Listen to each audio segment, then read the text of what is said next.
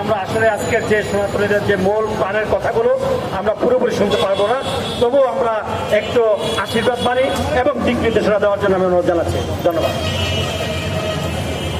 সুধী সজ্জন মণ্ডলী, আমাদের এতক্ষণ যাবৎ যত বক্তব্য শুনেছি আমরা, সব কথার এক কথা হলো, বাংলাদেশে যতদিন পর্যন্ত গণতন্ত্র ঠিক হবে না ততদিন পর্যন্ত আমাদের এই হত্যাযজ্ঞে আমাদেরকে অংশগ্রহণ করতে হবে।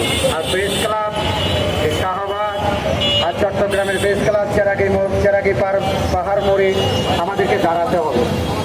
যতদিন পর্যন্ত রাজনৈতিক দলগুলো নিজেদেরকে সৎ পথে গঠিত করতে পারবে না ততদিন এই দেশে হিন্দু, মুসলিম, বৌদ্ধ, খ্রিস্টান সকলের লাশ আমরা দেখতে পাবো।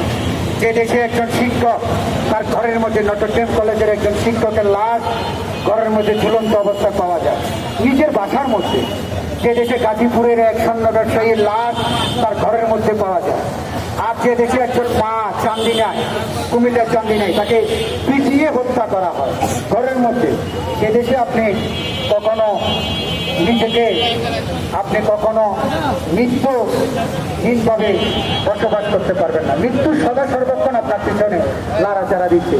তাই সকলের কাছে অনুরোধ, সনাতনী সম্প্রদায় আসুন আমরা সকলে ঐক্যবদ্ধ হই।